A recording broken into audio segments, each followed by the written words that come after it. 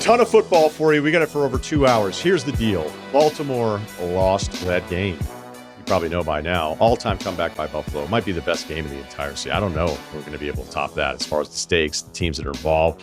And is there anything to Baltimore's trend of some of these late-blown leads? We'll ask Mike Sando that. We'll ask him about the impressive Packers. Also, the feedback that he got from NFC and AFC executives on power ranking the teams in both conferences. One guy had Detroit 11th, so we're going to have to talk about that, even though the Packers are dominant.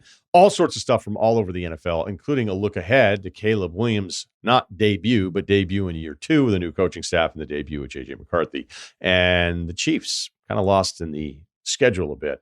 Anything alarming about their loss against the Chargers? So a lot with Sando. I'm going to do a bunch of stuff off of week 1 in the NFL, more on Baltimore and Buffalo, and then I'm going to rip through a Saturday of college football results and life advice.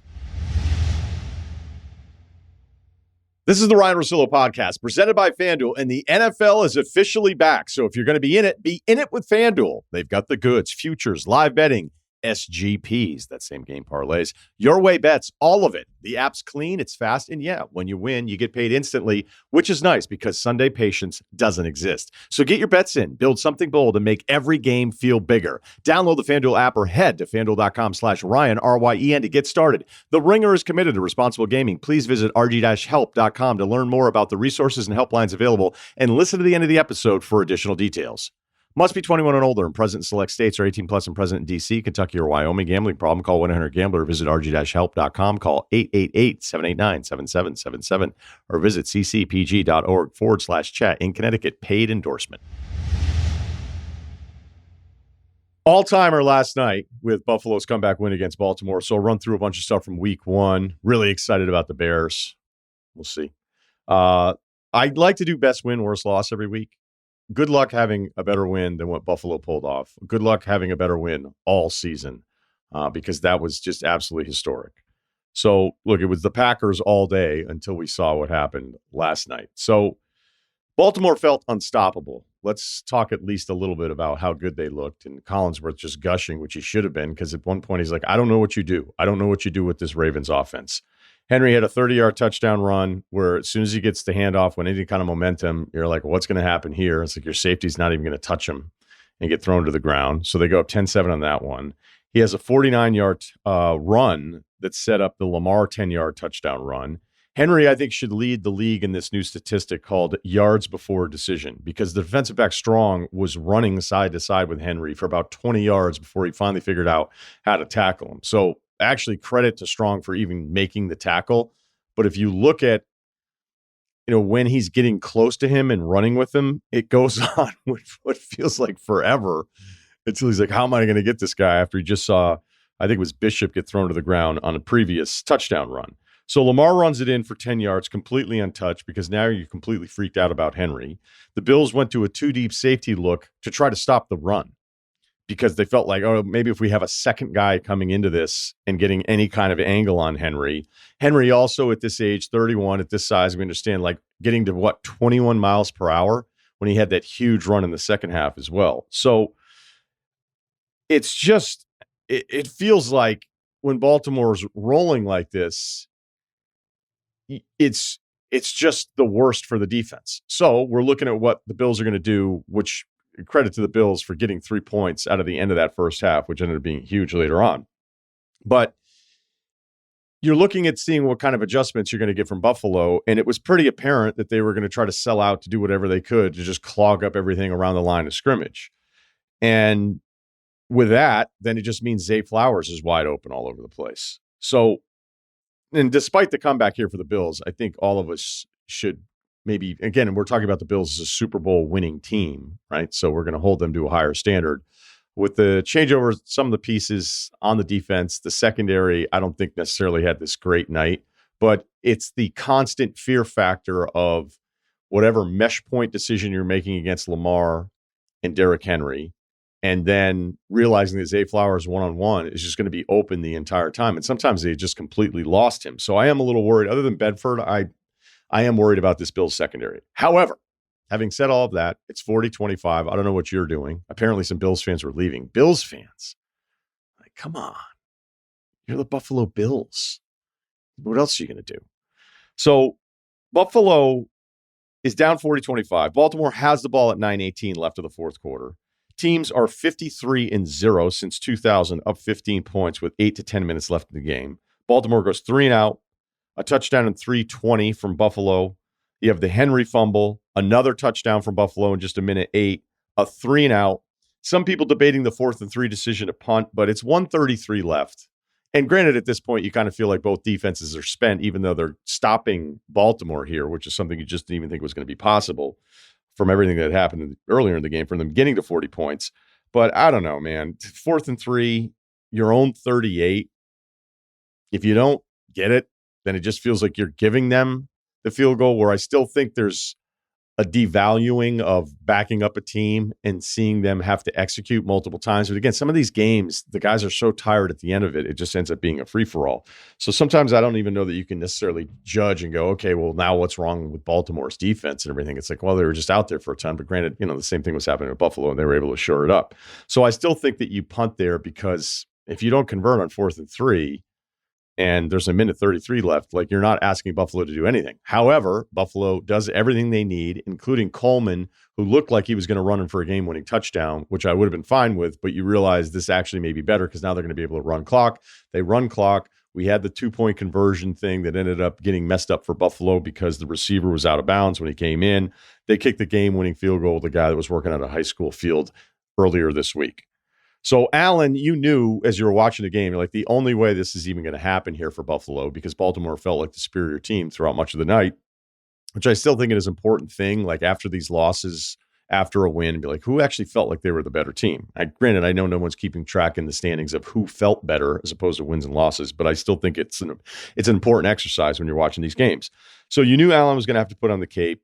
He does so. I don't think the MVP debate carryover now is like C. I mean, Baltimore scored 40 points. At no point did I feel like, Lamar's a little limited with only 14 completions, because I just don't think he needed to throw the ball a ton because of how they were dictating the line of scrimmage. Baltimore finished with 8 yards per carry. No Henry fumbled. This is not the same headline. And that's it, because I know that there's, and we'll get into this with Sando a little bit, this number, I also have it too from Ben Solak, who tweeted out just the number of times now Baltimore's lost some of these games, and it's becoming like a Harbaugh issue.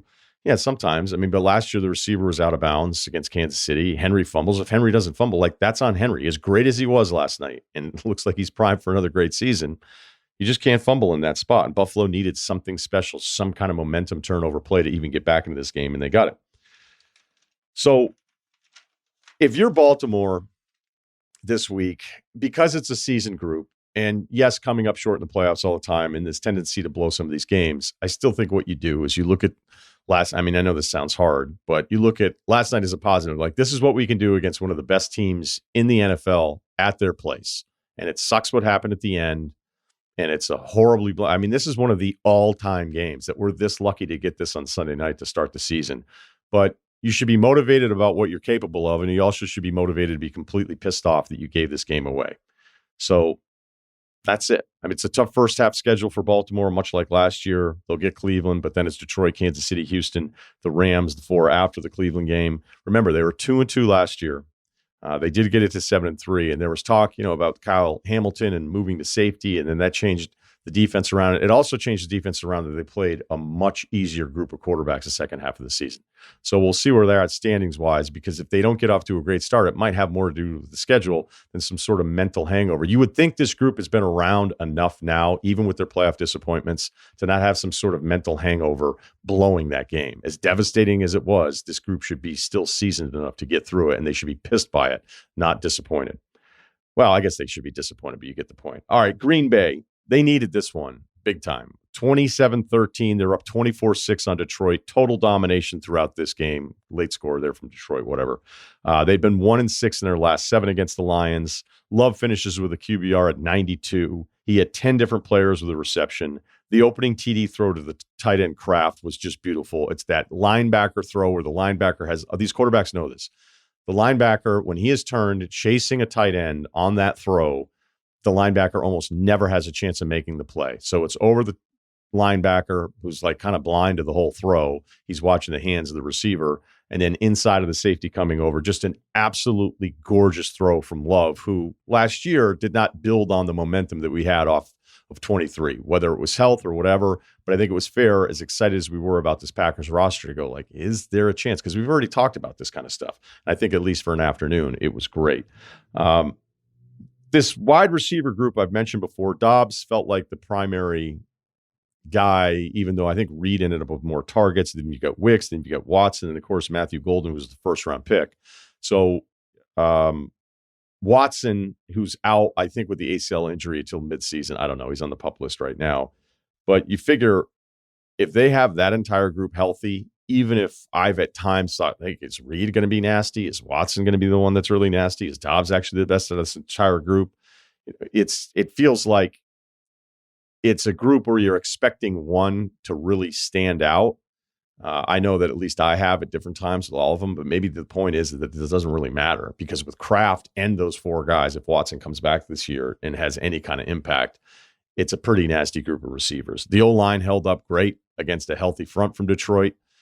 I love Detroit's roster. I still love their roster, even with this kind of game. But this defense for Green Bay, whether it's Gary, who now gets Parsons on the other side, Van Ness making plays, Wyatt, the defensive tackle, my guy Edgerrin Cooper leading the team with 12 tackles.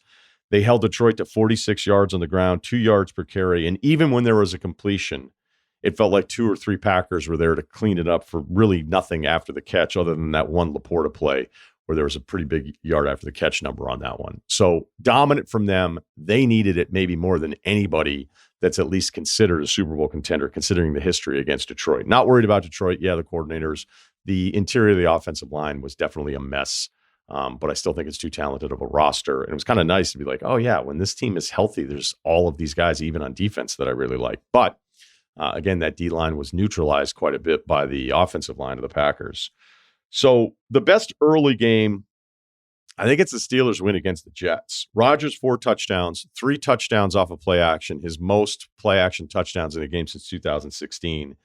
And they come back and pull out the win in New York, which I'm sure meant a ton to Rodgers. He, again, found a way to have kind of like a weird quote after it, but I'm sure it felt really good for him, because none of these guys that are that special ever think, and this is kind of part of what makes them special, they never think that any of this stuff ever could have been on them, and his exit was nasty. So I'm sure for an afternoon, he felt great about himself.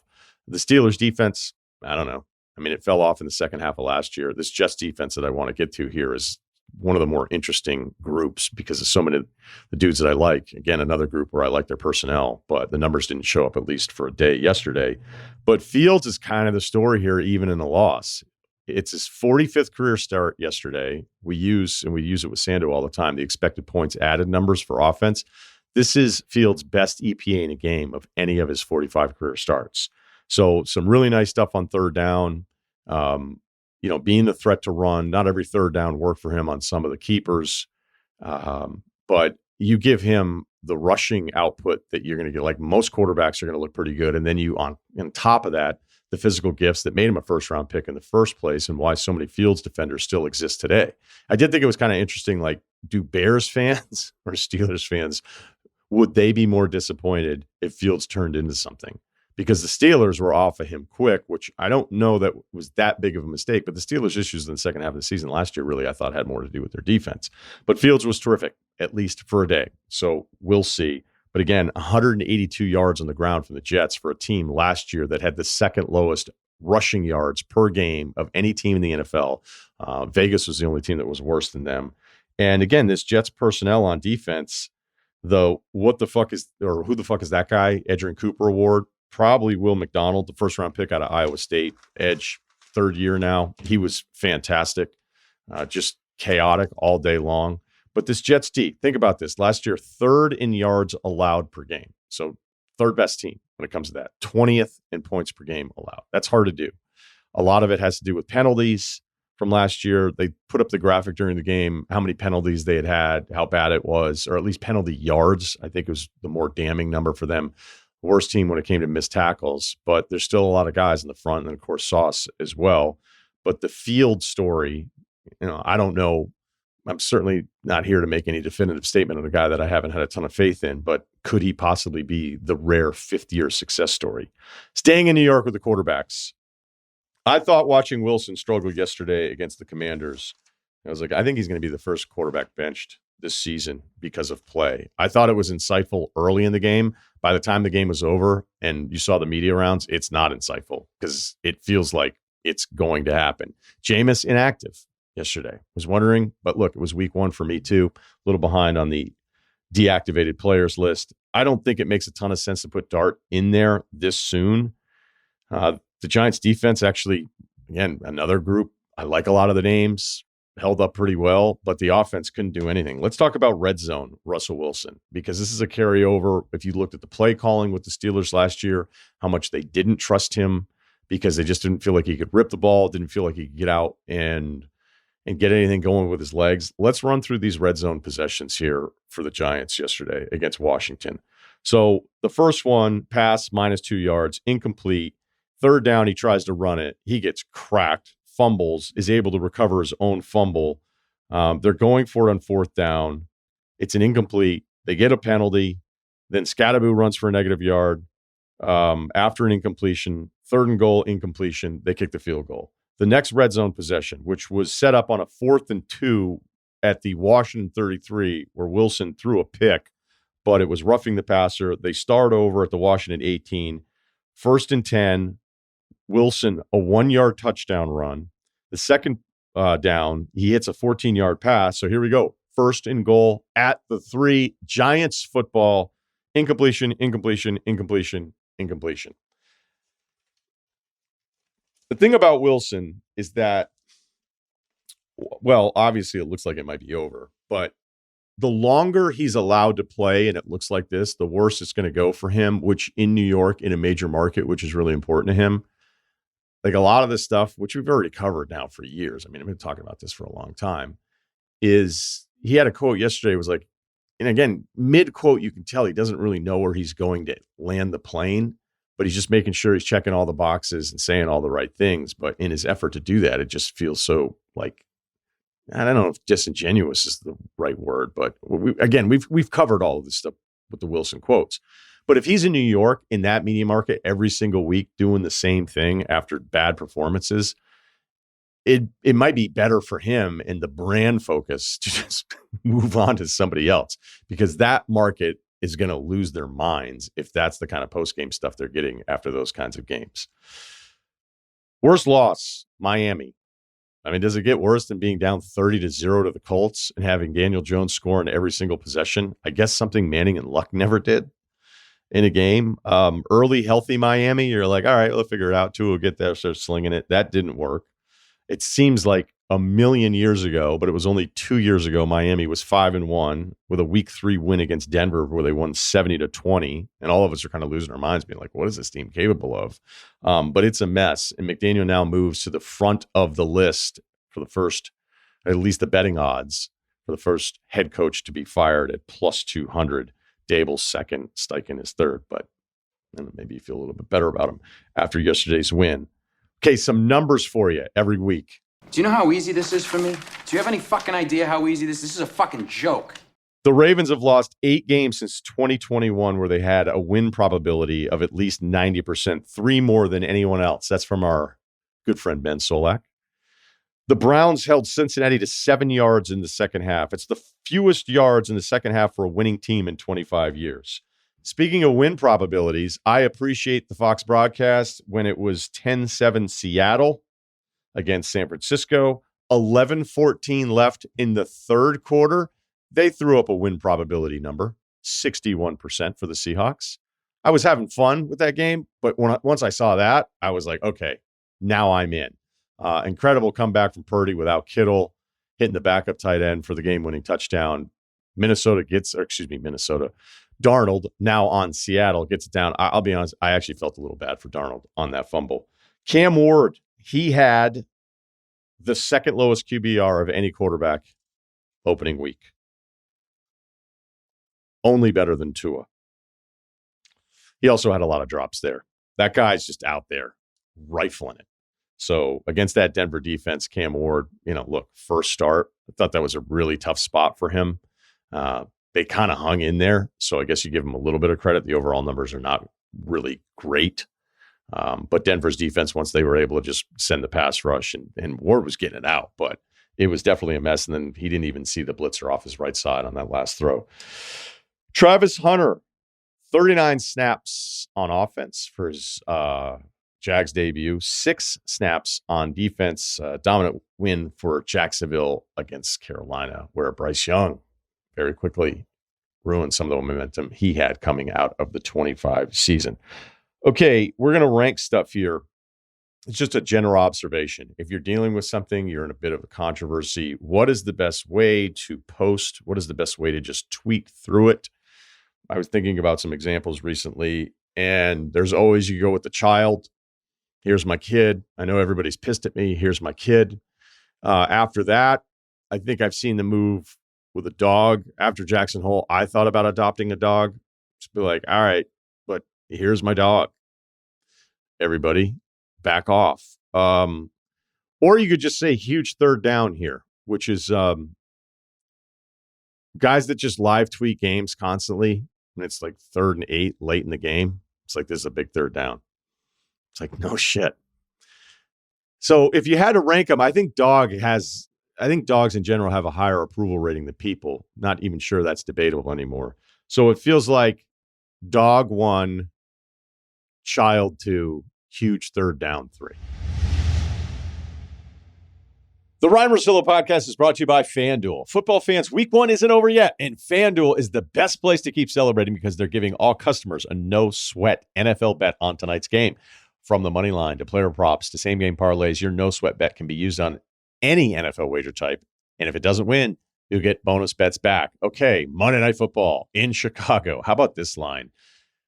Chicago at home plus 1.5 against the Vikings. It's pretty clear. It doesn't feel like anybody really knows what to do with setting a number on this one because, I mean, it's J.J. McCarthy in his first career start. Granted, all the great things the Vikings did, a lot of the personnel being there, but the fact that J.J.'s a 1.5 point favorite on the road in his first start ever probably tells you that, man, doesn't matter what the Bears did this offseason. No one knows really what to expect. The total felt like a big lower scoring Sunday, so maybe under is a play 43.5. I'm going Bears plus 1.5. I'm going to keep my stupid Bears and Caleb Williams thoughts coming. Maybe week 8 I'll give up. But here's the number I like the most. Chicago Bears, drive 1, player to catch a pass, Cole Kmet plus 450. You know, Ben Johnson, this offense, Caleb feeling it out. How about a little roll out to Kmet? 5 yards down line from the line of scrimmage, right? So that's what I like. I like that one better than any other thing that I looked there. So again, Cole Kmet to catch a pass on the Bears' first drive plus 450. We gave out Chargers because we hated the line, outright winner on Friday. Gave out Baylor plus the points, outright winner against SMU. And it should have been 3 straight wins until Lane Kiffin, it was up 10 and Kentucky kicked a field goal. So great. And I guess Van Pelt was tweeting about being on the right side. Kentucky was not the right side in that game. I'm sorry. Ole Miss was the better team. It's very fluky, very weird. Both teams lost their quarterbacks. All right, I got to get over that loss and move on and continue to read the ad because FanDuel is where you want to get it done. So this season, make FanDuel your go-to app for any snap. Just visit FanDuel.com/Ryen, R-Y-E-N, to kick off the NFL season with a no-sweat bet every game day during week 1. Play your game with FanDuel, an official sports betting partner of the NFL. Must be 21 and older and present in select states, 18 plus and present in D.C., Kentucky, Wyoming. Opt-in required. Refund issued. Non-withdrawable bonus bets that expire 7 days after receipt. Max refund $5 unless otherwise specified. Restrictions apply, including token expiration. See terms at sportsbook.fanduel.com. Gambling problem? Call 1-800-GAMBLER or visit rg-help.com. Call 888-789-7777 or visit ccpg.org/chat in Connecticut. This episode is brought to you by NFL Sunday Ticket on YouTube TV. NFL Sundays are back, and you won't want to miss the action. NFL Sunday Ticket on YouTube TV lets you carry every game, every Sunday, all in one place. And now get NFL Sunday Ticket month to month and cancel anytime. Head to youtube.com/Russillo and sign up now. Local and national games on YouTube TV, NFL Sunday Ticket for out-of-market games, excludes digital-only games, base plan required, renews every month during the 2025 regular season only. Your membership for the following month can be canceled anytime before your renewal date. Terms, restrictions, and embargoes apply. Commercial use excluded.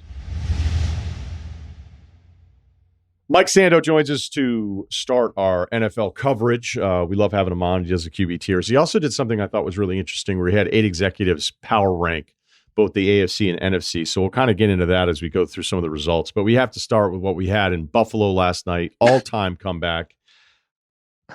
Look, I think Baltimore's great, as they proved for, 57 minutes of that game there. But is there anything to the losses where they have more losses in these spots?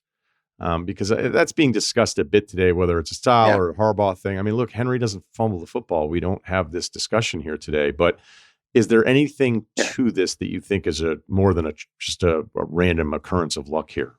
Yeah, I think sometimes these things can become mental, and what's interesting is Baltimore, more than any team, if you just went back 5-10 years and asked, hey, who's on top of the game management and all of this stuff, you'd say it's them, right? There's been stories written, about their processes, and everyone would say the Ravens are basically a model organization in everything they do, wouldn't you say? I mean, scouting, how they work the comp pick system, all of these things. And then on top of that, we've seen, I think, tremendous growth with Lamar Jackson as the leader of the team, and more than just an athletic quarterback, but a guy who really, I think, since he signed the contract, gets it. Like, I mean, I feel better about the Ravens really now than I did a year ago, 2 years ago, 3 years ago. I do. But it's hard to ignore that they've lost so many big leads. And so to contextualize it, I look at, okay, number one, they have more big leads than other teams, right? So you're going to lose more big leads. Carolina is not worried about blowing big leads, right? They don't have to have a plan for blowing big leads. They're never up. So in fairness to them, they've lost, I believe, 6 games since 2022 where they led by 2 scores, 9 to 16 points in the fourth quarter. And it's by far more than any other team. And so what I did is I looked at, like, okay, who's the 5 or 6 other teams that have a similar number of big leads, and it's still Baltimore blowing the most. It's like 6 of them out of something like 28, and the Chiefs are like 24-0 in those games. Okay, for an example, and there's a couple other teams that have 1 or 2 losses in those. So there's something there with them, and you wouldn't think it would be an issue because they're set up to milk the clock, right? They're set up to milk the clock. So my concern for them, and I still have it a little bit with Buffalo, especially when they play Kansas City in the playoffs, is just being more on point throughout the whole game. Like, I felt like Baltimore and I think Buffalo last year in their playoff loss too, where they were sloppy a little bit early in the game, right? They just weren't buttoned up the whole way. And I think that's a work in progress for them. A little bit, just the details of everything. And I think Lamar's gotten better at that in terms of his game. It's not just him. It's just sort of the whole thing. And so I'm kind of waiting for that to, resolve itself in some of these moments. But look at how last season it began. They lose, stepping out of bounds. And look how it ended. They dropped the key pass, right? And you wouldn't necessarily fault Isaiah Likely for stepping out of bounds. He's trying to make a great play, and Andrews had a great career. But when they start to pile up, I do think there can be some emotional baggage on it that can become its own thing to overcome. I like where you started it, because when you think about like model organizations, this is the one. I mean, granted, yes, it'd be nice to have a Super Bowl in there with this group, but they do already have one. And I think the Harbaugh stuff in those lean years in like the mid-teens, when I don't know if it was the hot seat, but maybe it was the warm seat, and it was at least discussed. And maybe you can correct me if I'm wrong about any of this stuff, but it was like, Harbaugh's going to get fired there. Like, could he be out? Because I think other franchises may have gone, hey, we're just stale. We've had this. They had a rough record stretch. And I always felt like, well, if they like him, if the owner likes him, if they feel like he's doing the right job and he's the right guy, the other franchises would have just done something different to do something different, which again is an example of what I think most franchises aspire to, is this stability, right? Like this whole Pittsburgh thing is really funny because it's like, oh, why can't we just do what they're doing? It's like, well, because none of you have the stones to keep a guy around for a fourth season when you think that it's not working out. And credit to the history that you've had in Pittsburgh. It's like, well, those three coaches, like no one ever really needed to fire any of them. It wasn't like, so I know the record, I know the number, and you're right. Like, I think it's a good point. Where will this now be a team in the next big spot that starts waiting for the bad thing to happen, which is the irony of ironies that it happens against a Buffalo franchise that has a fan base that expects the exact same thing. Totally. What I saw was a really impressive football team for most of the night that, finds a way to blow a game that none of us expected. So I guess I just can't be that pissed at the Ravens today. They're going to be there. The Ravens are still going to be there in the end. I think it's great for Buffalo. They've been on too many of the other ends of these, and I think it's very helpful for them to get some wins in it. They were running McDermott out of town not that long ago, and they couldn't manage the end of a half or the end of a game. And for them, it's just great. And I think for all of us, it's awesome. And it's a great game. It's a great game. So it's week one. I don't think this is going to doom Baltimore, but it's just one of those things that, we're sort of keeping a tally on the side on here. And when you don't get over the top, that eventually can become your legacy. I do wonder about the Jair Alexander acquisition, though, because I know based on his rep in the name, and it's like, oh, man, they got him. It's kind of the same as like Bosa on the other side. It's like, oh, the Bills added Bosa. It's like, well, we'll see. We'll see what it actually looks like and how healthy he can be. And Alexander had two specific plays, the PI and then getting beat on the other throw, where you're like, all right, like I know what the rep is. And Baltimore's thinking, okay, we already have these safeties in place. We've got Humphrey. Like we should be able to like add to this group. And he's been through it in the past. But if you had to pick, if they were playing in the playoffs tomorrow, like who would you pick? Would you pick Baltimore again? I think I'd pick wherever the game's being played. I think that's probably what I do. And I felt coming into the year that Baltimore probably had, a little bit of a better roster, and I might, lean towards them. But when you take the other stuff into factor, like Buffalo's schedule, they could end up with, and then they've won this game, right? I mean, I feel like it may go through Buffalo in the end. Yeah, that's what could have been decided, is where this game is going to be played if these two teams play each other in the playoffs. I do want to ask you a Chiefs question a little bit later, but let's go with Green Bay's win, because it was dominant. I mean, the score, I don't think at the end of it, like, when we get week 7, week 8 or whatever, if it will be, because sometimes we do that with these NFL scores, we'll remember the game in an entirely different way, because it's like, that wasn't that bad of a game. It's like, no, this is a bad game. This was an absolute ass kicking. You had a lot of people talking up the Packers, and I thought immediately it was like, oh, this is the recency bias acquisition of the Parsons trade. But you had a lot of NFC and AFC executives all over this Packers team prior to that, correct? So where did they rank as far as where the people that work in the league looked at them in comparison to the other NFC teams? Well, they were second to Philly. I think everyone, gives Philly its due. They won the Super Bowl, and we'll see. So there were, I think, 6 of the executives made Philly number 1. The other 2 had Green Bay number 1, and there was Green Bay above Detroit. So I think Detroit's losses on the coaching staff probably made it a little easier to push Green Bay up. But, I was struck by, one of the guys I really respected I was talking to, and just he couldn't really come up with a weakness on their roster. And he said something like, they may end up having the best receivers in the league, which, I mean, come on, right? You think of Cincinnati, the high-end guys, but just maybe as a group of guys, that's been a little bit of a disappointing position for them a little bit in recent years. And so to think that could be the case.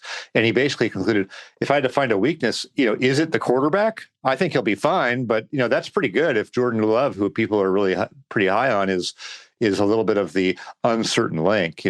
I do think yesterday was huge for them. I think losing that game would have been tough mentally, because, then what's changed, right? Detroit took care of him. Detroit always beats him. I thought it was huge for them to get it and not just win, but it was easy. It was an easy win. They left points on the table. They could have scored even more. So that's the optimism on Green Bay was before the Parsons acquisition. And what's interesting is in the league, it's not like everyone in the league is going, oh my gosh, great Parsons acquisition. There's still people in the league who wonder if it's going to end up being the greatest thing for anyone involved, other than, probably the agent for Micah Parsons and the bank account for Micah Parsons, which are going to definitely win in this thing. But I didn't sense that people were riding the wave of Parsons. They saw it from both sides. Dallas and Green Bay thought it could have been handled better by the Cowboys, but weren't like, oh my gosh, this is what puts them over the top. I think people like the addition, but just really like that team and roster too. One of your voters on the NFC side had Detroit 11th. Yeah, well, it's funny in the NFC story. That's 11th in the NFC. NFC, it's ridiculous. It's ridiculous. I talked to the guy yesterday. I was like, well, I mean, I guess you can take a victory lap after week one, But I think in the NFC also, it feels to me like teams 4 through 13 are kind of, you could probably throw them into a hat and not be super surprised. So Detroit is third. So they're a little bit above that to me. To me, I would give Detroit more the benefit of the doubt. But, I think you got to remember, as great a job as Dan Campbell's done, and certainly the last few years, they've had great coordinators. I mean, when he went into the job, he hired Anthony Lynn as his coordinator and did a great job going to Ben Johnson, but they may have not gotten another Ben Johnson. So there were some real questions before they had Ben Johnson. And you give Dan Campbell and the Lions credit for keeping him, developing him, identifying him. But I don't get the sense, looking at it myself or talking to other people in the league, that they think they found the next guy to run that offense. So, look, they're not going to play Green Bay every week. They may win next week by 3 touchdowns. They're still a very good team and roster, I think. But, yeah, the 11 vote tells you that there's some people, maybe just one person, maybe I got the only person who, question where they're at. And I do think that Dan Campbell had a right if they lost that playoff game at San Francisco. He was really honest about that may have been our best chance. And part of me believes that with this group. 11's ridiculous. I'm sorry. It is. It is. It's just, we can get into the coordinators and everything, but that's just too talented of a roster to have 10 other teams in the NFC ahead of them. Tampa, everyone else is 2-3-3-3, 2-2-4. That's where it should be. Tampa, I think maybe some people would surprise as high as 3, but no lower than 6. And as they were losing to Atlanta during the stretch yesterday, I thought, well, this is probably good for Tampa because they beat everybody else in the division. They always lose to Atlanta, and they've won the division all of these years. Tampa feels like, and granted, part of it's the missed kick by Atlanta there, but this team, it just feels like a max ceiling is lower than the other teams. Absolutely. There's a ton of respect. People almost feel bad not talking them up more, but collectively, fair or not, it's like they have a lesser salary cap for expectations and not money. Yeah. So when I did this poll, what I did from there was I looked at okay, what's the median vote for each team, and then where are the shelves, right? Where are there sort of tiers within the NFC? And there were clearly Philly, Green Bay, Detroit were in the top 3 clearly. Tampa's kind of on an island as the 4th team. It's maybe a safer bet than any of the others, but we're not really seeing them go higher than that, right? I think they're their own entity as sort of the respected next team that's probably not going to go to the Super Bowl, but also a high floor. They're probably going to win 10 games, right? And then there's a group of 3 teams with the Rams, Washington, and San Francisco that have all sort of, been to a championship game recently. You wouldn't be shocked if they did it, but you have some questions about them too. But they're definitely respected in the top half of the conference. And then you get into like Minnesota and Seattle is kind of the next tier where they're people see them above Arizona, Atlanta, Chicago, but not in the same mix as the Rams, the Commanders, and 49ers. And that feels right to me. They've got new quarterbacks. I think they've got good coaches, but they've got some question marks too. So I think there's definitely separation in there. And you mentioned Tampa. I think they're kind of on an island there without an elevator that probably goes up much higher. Yeah, just less stories. And again, it may be unfair, but that just seems where everybody's been with them, at least for a couple of years here. Yeah. Did the person who voted Detroit 11th also have Miami 6th in the AFC? That's a good question. I think this person was in it last year, and I believe that he had Washington 6th in the NFC last year. I believe. Wow. Yeah, he called it. I mean, look, I love it when guys don't do just absolute chalk.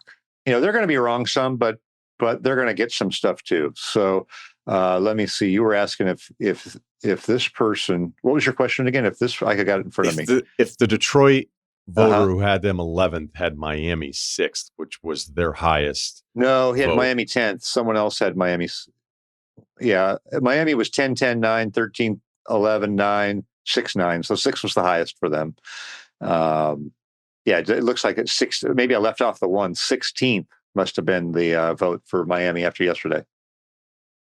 So I shared the odds that McDaniel would be now. I mean, he's plus 200. I mean, it feels a little nasty when you're talking about guys' careers, but look, this is what we do, and it's sports. It's simple to point to the Tua part of the health, but what do you think happened? What do people say in the NFL about where this team has gone from where it was at the beginning of 23? So I think big picture coaching wise, it's easier to put the hammer down for early and then ease off later than it is to be Mr. Nice Guy early and then put the hammer down. The problem for Mike McDaniel was they were coming off Brian Flores and he was the hammer. So a lot of times you pivot. It was like, that was tough. They thought he was too tough on Tua and was just a little too hard nosed. So you go with a guy in McDaniel who's, by all accounts, nicer, offensive side of the ball, just a totally different type of a person, obviously very quirky. And it works for a while, but I think I have felt like a little bit of a lack of institutional control there, right? Haven't you just sort of felt like it's been out of his control at this point?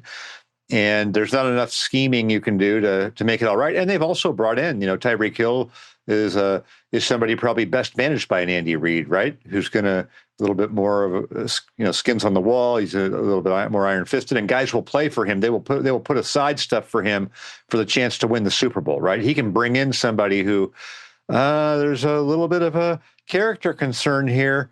You know what? We'll bring in Frank Clark and we'll win the Super Bowl, right? And I don't think that Mike McDaniel is that type of coach. And I don't think that after coming in as the nice guy, you can tighten the reins as much later when you need to. I think it's just hard to do. I want to talk Denver. We knew their defense last year, like it almost statistically was even better in 24 than where you would put them, right? And it's easy to look at the Denver playoff loss and go, like, what did you expect with Bo Nix in that game? So, like, if anything, the 24 season's this massive, massive success. It was going to be a really tough spot for Cam Ward. They come in and over the course of a game, 2.4 yards per play, which is the best of any opening weekend. Again, a lot of that stuff doesn't really matter because it's schedule based. But once they had to, even though it was a game that probably a lot of us didn't expect that was going to be even that competitive, Ward's first start in Denver of all places. But that was as exciting as Baltimore's offense was. I'd even do a college thing as exciting as Oregon's offense was. You're like, what the hell is this going to be on Saturday? I think that Denver defense to close out that game, even with the Ridley drops and Ward just slinging it out there, just total control, complete control of the situation, despite it being a closer game than I think any of us could have imagined. Yeah, I think was Ward 12 of 28. I mean, that's tough. And then I think I looked at, all the week one starts by rookies over a certain amount of period. There was something like 38 of them, however long I was looking it up. And this was like the 37th worst, by Cam Ward. And I'm giving Denver's defense all the credit. And it's going to be their best friend. It really is. I mean, it's just the defense gives you a high floor. It just does. It's just so easy to win. I remember, 10 years ago doing a study before we kind of had EPA and that type of stuff is mainstreamed. And it was like, I think I looked at when the opposing team, doesn't score 17 or more points, something like that. Like everybody wins 90-some%. Like Alex Smith has the same record as Tom Brady or whatever, right? It was just an amazing equalizer for you. And it doesn't raise your ceiling always. You still got to be able to score and play offense. But man, it means you're going to be a tough out and you're going to probably have a close to a winning record. The offensive side of the ball for Denver and just the overall temperament and I mean the overall messaging from Sean Payton and just Super Bowl throwing the challenge flag all the time, Bo Nix throwing caution to the wind, that was a little not complimentary to what their team is, I think, to me. And Sean Payton just is hilarious to me sometimes. Like, I just felt like they got full of themselves this offseason a little bit. And then we're lucky they had that defense, or we'd be talking about, can you believe Denver lost to Tennessee after talking about the Super Bowl? Don't you feel that? Totally. I mean, it was wild. And it was, part of me was wondering, it's like, okay, well, maybe they thought in the game plan, like Tennessee's just not going to have a chance against this defense. First NFL career start for Ward. It doesn't matter. He's the number one pick. So maybe we're going to show some of the stuff that we've been working on. I mean, they threw it, 45 times in this game, or 40 times. They weren't very good on third down. I don't know. I just think this defense is so filthy. Like, there's some Surtain numbers too, like his tracking stuff. I think there was like one actual attempt towards him, and he was following, Ridley, who would be considered the number one for Tennessee in this offense. And just, there's all these defensive numbers. Benito's stuff, when you look at his pressure on like the 15 specific plays you would focus in on. Maybe I'm guilty of it. Like, when I think of personnel and other groups defensively, I'm like, all right, there's still a bunch of defenses I would like. I probably felt this way more in 24, and then Zach Allen, coming onto the scene as well. But yeah, they're good. It's just worth at least, like, I don't know how many weeks we'll be going in, but I wonder how many other defenses we're going to think are better than Denver's. That's all. I'm totally with you. And then I think over the course of the year, Sean Payton will the offense will get figured out. I think they're better than that. So right now, yesterday, it was like that defense lets you, go into the club and talk total smack. That's like Sean Payton was like, that's what that game was on offense. Like, you could just say whatever you want because your friend could kick everybody's butt, That's what it felt like. But I know Sean Payton's good. I know they got some weapons, and I like what Bo Nix did last year. I think they'll get that side figured out. But the gap between those two was hilarious, comical almost. Yeah, Nix, as I was pulling up the 40 attempts, he was sixth in the NFL in attempts last year. So it's just higher than you would have thought with Payton first year, but he does throw it a lot, so we'll see. But you're right. They have a massive get-out-of-jail-free card with that defense and so many of the guys that we like from them. What did you think is the most interesting thing from the Rodgers-Fields showdown that we had in New York yesterday? Yeah. To me, Rodgers, I think the fact that I wrote about this, like, Rodgers has been betrayed so many times by Green Bay's special teams. He would have lost that game as a Packer. They would have had something happen. So in that game, I was really struck by, hey, they're forcing a fumble and a return to get the ball back for him on a short field. They're making 60 and 56-yard field goals. That's a total Rodgers loss, and they were able to win the game. So I think that was one. And then the second thing is, he can really still make spectacular plays and throws. Just not sure how sustainable it is when 5, 6, 7, 8 times a game you're throwing the ball with your feet off the ground and that type of a stuff. There was a couple of near picks in the game. I think some of that stuff's going to even out for him over the course of the year as he gets banged up a little bit. And so I think he's got to be a little wary. It felt great. 4 touchdowns, no interceptions, and there were some amazing throws, but he can't move. And some of those spectacular throws are going to come back to bite you. So that's about it for me from a Rodgers standpoint. I think you had to like it. You just had to like it a lot to get that many points. I don't remember any, sideline flare-ups or any of that type of thing that was going on. It looked way more of a seamless operation than you thought it would be. Like, what are the Chiefs thinking watching that? Like, how bad their offense was, and they've been together all these times and put in a whole off season and a long training camp, and everyone was there the whole time. Like, that was the pretty cool for Pittsburgh to be able to do that with this guy showing up in June or whatever it was. Love the way he threw the ball, just the full display of, like, I can fit it in here, I can lead this guy, I can throw the baseball pass. But he also kind of got his ass kicked a little bit in this game. So And look, there was a couple spots where it looked like it was going to be an interception. So I think on the whole, considering how it's looked now for even going back to the last Green Bay year, like for an afternoon, it's like, okay, this is where the bet is that, we have somebody that can make some of these third and long throws that we just haven't had here in Pittsburgh now for a little while. And if you keep this guy upright, it gives you a much better chance than whatever they put together a quarterback the last 2 years in Pittsburgh. So I think that part of it's good. Did you have any Fields supporters? It looked like you had another Rodgers point, but I do have a Fields follow-up, so I don't want to cut you off. Yeah, no. I think we're good on Rodgers. Yeah. I thought Fields looked great. I was very pleasantly surprised from their standpoint. They have such an unknown offensive coordinator, in Tanner Inkster. And I don't know much about him. I mean, he hasn't called the games. And then you think, hey, he gets out of Detroit, so I just wondered how it was all going to come together with this very specific type of quarterback. At the same time, they do have Scott Turner there, who was with Cam Newton as well, so they have some experience with, a quarterback who's probably needs to rely somewhat on his legs to be effective. That was better than I expected it to be. I thought he passed it better than expected. So just a real nice positive first game. I think statistically it was maybe his best game ever, EPA per play or EPA per pass play, that type of a thing. In 45, 46 starts, it was number one or number two. So not going to happen every week, obviously. I think he's somebody that, is not hard to figure out, but what a great first game for him. Bummer they lost it.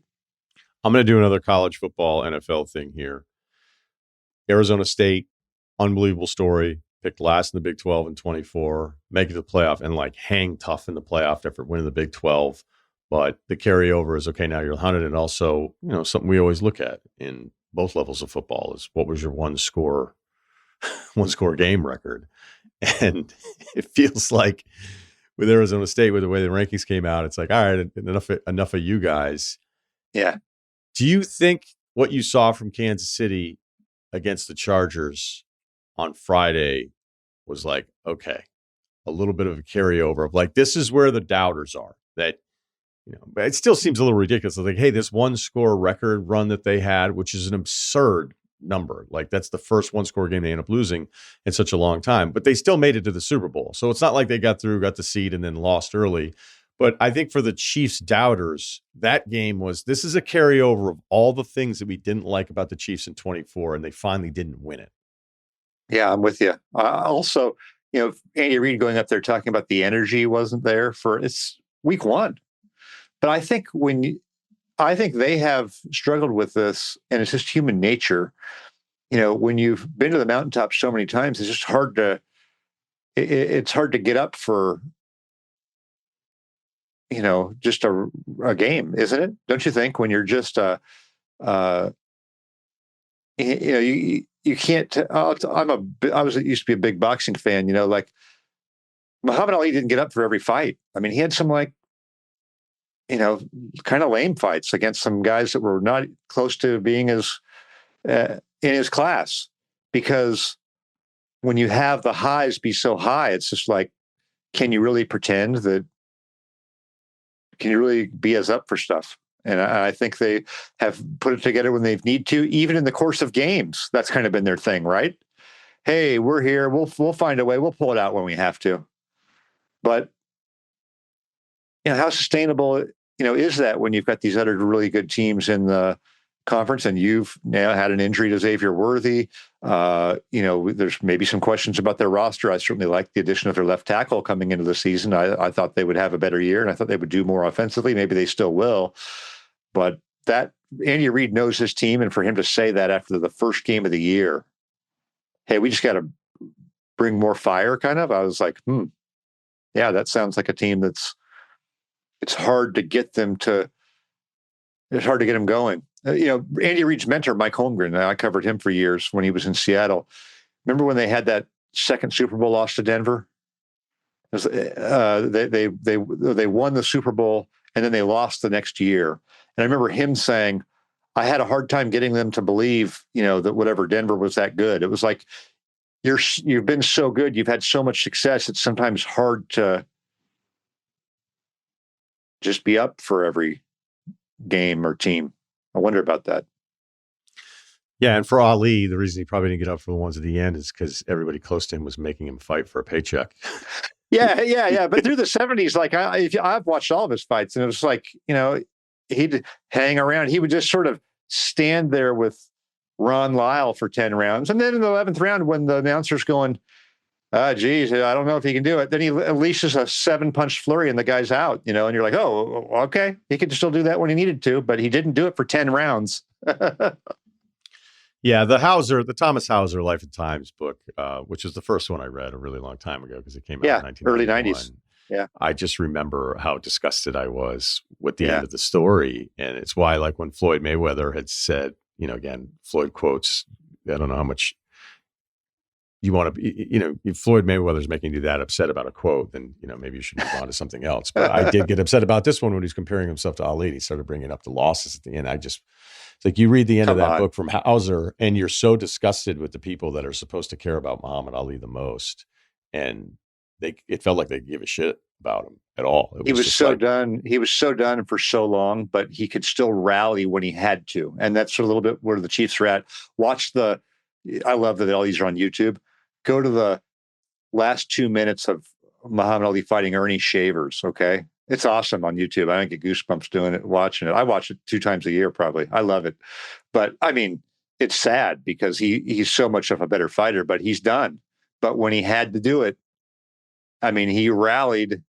He could rally like none other. And that's kind of, a little bit of a parallel there maybe to the Chiefs. We'll see. It's one game. I mean, they could be 10-1 still. And I actually thought they would do more offensively, but, didn't look good the first game. They looked very disjointed, didn't they? Maybe Andy Reid was going with like the Brazil and then Ali's last fight being in the Bahamas in 81. So Trevor Berbick, right? Right. Because when I've watched that fight on YouTube, I'm like, what the hell is this? It looks like a community center where you're thinking this is a Muhammad Ali fight. Yeah, it's so sad. The point is that the Chiefs, it's week 1 of the NFL. It's not the Bahamas. Even though it was they should be fine. Did you ever watch the documentary Facing Ali? I've watched most of it, but I don't know if I've watched most of his stuff, but I don't think I. Okay, find that one. Just trust me. Find that one. What they do is they get about 6 guys that fought him. From Henry Cooper to George Foreman, Joe Frazier, Ken Norton, Ernie Shavers, George Chuvalo. Amazing story, and they talk to them, and all these guys just about are dead now, but they talk to them about what fighting Ali meant to them. It changed their lives, but then you also get their stories, and it is amazing with the backstories and stuff and their perspectives on things. That's another one I'll watch that once a year. I love the old stuff. I can't believe I haven't seen that because I Facing remember Ali, going yeah. Whenever I see When We Were Kings, I want to run through a fucking wall. When We Were Kings is great too. I think I've seen all of them. I mean, I used to collect fights before you could even get them. Before there was a YouTube, I used to get them 30 plus years ago. I used to get them on VHS. There was this dude in LA who would like advertise in Ring magazine. That was the only way you could watch them. So I had to get these grainy VHS tapes of fights from back in the day. I loved all that stuff. And I think Facing Ali is probably my number 1 favorite one to watch. So, did you ever read the Larry Sloman Tyson book? I did not. No, I should. Was it great? It's incredible because, it's Mike first person basically, but, Sloman does a great job with it. And I'd say there's probably 200 pages. You're like, all right, it sounds like you really liked cocaine, man. Like, I got it. But Tyson goes through every single fight. So I would read that book and then watch the fight on YouTube after hearing how he would describe it. I mean, the Holyfield stuff alone. I love that. So if you ever are going to get a Tyson book, I haven't read all of them, but I would get that one because he just starts from the very first fight and then goes all the way through. And it's so much fun to read his perspective on the fight. And then, I mean, it's a long book. And like I said, there's during the real bad times where he's just a mess and he's totally like telling you about everything. He gets in all of his legal stuff. It goes on because that was a big part of the Tyson story. But when it's just the fights and then you can go watch all of these, it's so much fun because, I've seen all these fights as a little kid growing up. And then it's like, okay, so now it's like the guy's almost sitting next to you telling you, here's what was happening here. Here's what I was thinking there. The lead up to the Buster Douglas fight, I'm not going to spoil it for you, but what he's talking about that he's going through and the shit that he's doing leading up to that fight. I mean, I can't believe he lasted as long as he did. The guys in his corner. Yeah, the guys in his corner were, it was amateur hour. Yeah, I remember that. That was one of my happiest nights of sports in my life because I was a big Ali defender. When all my friends, because I was Tyson era. So I was sure. I was 20 years old when Douglas beat him. So I had been saying, hey, I know Tyson's great, but don't forget these other guys. I mean, this era of the 70s was unbelievable. And so when he lost to Douglas, I was like, yes, these guys can finally, I don't have to listen to Tyson was the greatest ever. He was great, though. Is Caleb Williams potentially going to be the Floyd Patterson of number one picks? Well, last year we talked about it when quarterback tiers came out. That was last year. I still haven't gotten over that. That was only a couple months ago. I mean, last month. Yeah, last month about last year, and people really questioning his processing. And then, this piece came out by Tyler Dunn. Where he quoted about 250 people just shredding Caleb Williams, his work ethic, all this stuff, and. Part of me is like, hey, let's just let him play his second season. But the other part of me is, are you seeing a long line of people coming out and saying it's not true? Like, I want to have Ben Johnson or all these guys that are working with him now or the teammates say, absolutely false. This guy is putting in the time. He's a great teammate, all this type of stuff. So it's very interesting to me to have that heavy. And remember, Tyler Dunn wrote the thing on Sean McDermott a couple of years ago that was pretty devastating, talking to a lot of people around him. And Sean McDermott is still there. He's a good coach. Maybe he even learned from some of those criticisms. But this is odd. This is just weird for somebody who was the consensus number one overall pick, didn't go out and rob a bank or anything that I know of. It was a tough season. Sure, you maybe would have liked him to be more accountable or something, but this was like some really strong stuff said against him. And then while I've seen a few people, I saw Kyle Long saying this is cowardly, people to say this, they should be happy to have him. I would like to hear more of that from the people around Caleb Williams on the Bears, that type of stuff. It'll be moot if he goes out and just plays great, but there's something there that's a little bit unsettling to me if I were a Bears fan or that I want to see kind of resolved. That makes sense to you? Yeah, I just would like to see him play with Ben Johnson. Yeah. Man in the ship and then see what happens because, I've said it.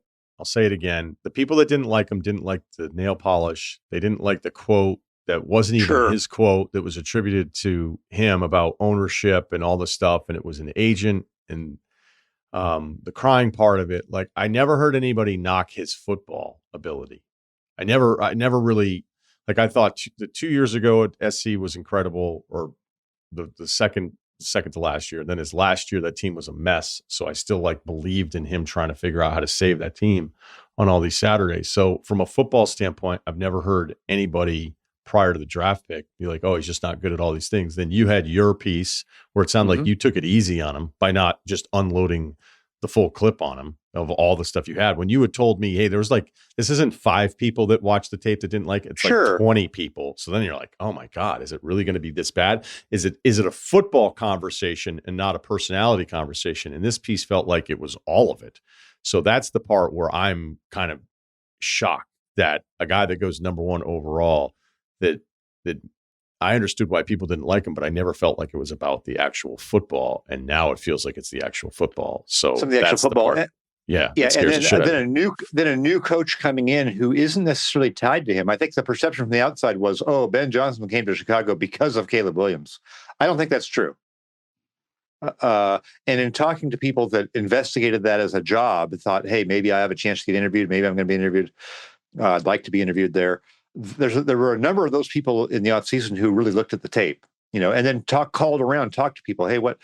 And a couple of them that was telling were like, what I learned wasn't enough for me to not take the job, but like Caleb Williams wouldn't be the reason I was taking it. Isn't that interesting? Yeah, I'm dumbfounded a year later. That shocks me. Yeah. So, and like, I felt obviously the tenor to the quarterback tier stuff was, hey, a lot of people have mentioned his processing. There's concerns, but part of me too is like, hey, he's played 1 year.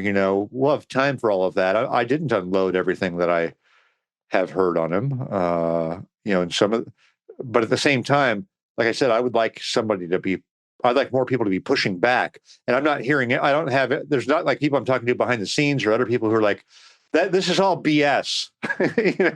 No one's really saying that I know of. Yeah, normally you'd hear some people make up some shit that sounded good, right? Like there's nothing funnier than we all know it's not true, but you're just at the podium going, this is what I have to do, and I have to back my guys. I have to back the guys that are in the locker room. The thing that I think kind of sucks for him is that it's a Monday nighter.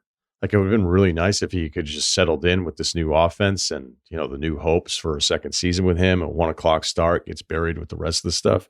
If he's bad tonight against a Vikings defense that's, going to have a plan for him, it's going to be a rough start. I feel like Ben Johnson has put him on alert more than tried to build him up publicly. And so when you see Jim Harbaugh go someplace, like Jim Harbaugh goes to San Francisco and he's like, hey, Alex Smith is elite. And all he'll talk about is Alex Smith's great, this and that. Justin Herbert is, he benched him. Yeah, exactly. But he always said the guy was great, Yeah. And I think Ben Johnson has gone in there and sort of let some of this stuff linger. Like, hey, I want to see what Caleb's all about. We're going to keep some pressure on him and everybody.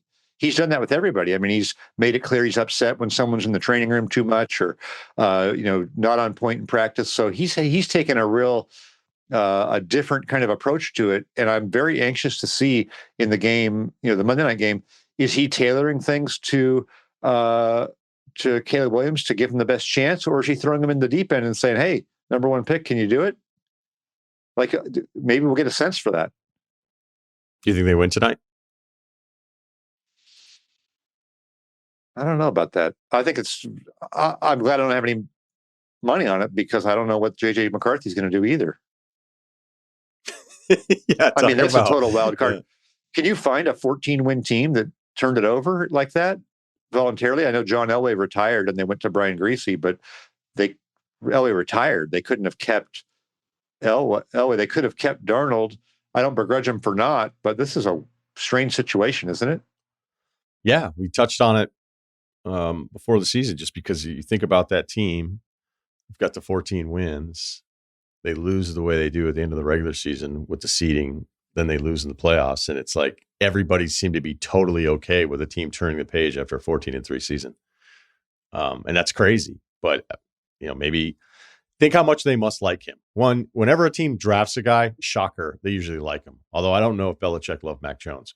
Sometimes it becomes a quarterback need thing. But if you're going to take McCarthy that high when you already had things in place, although it was still an uncertainty with Darnold, so I can't really say it's that much of a certainty because we didn't know what to do. It was another stop for Darnold.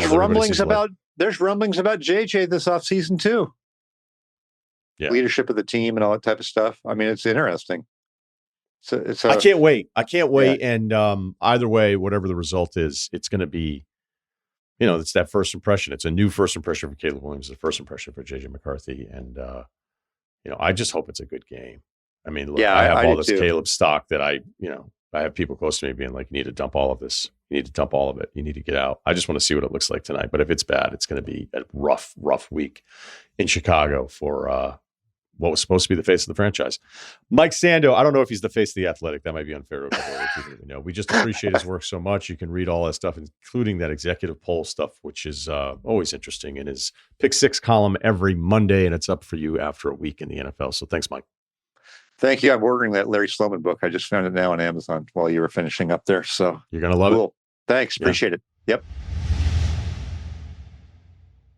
As we get deeper into the college football season, I'll start putting together my playoff grouping, but I just don't feel like doing that. I might not even do anything until after week 4. So Oklahoma, Michigan, that's the headliner. Everybody's watching that game that was into it because we had a pretty lean slate on Saturday. 24-13 win in Norman.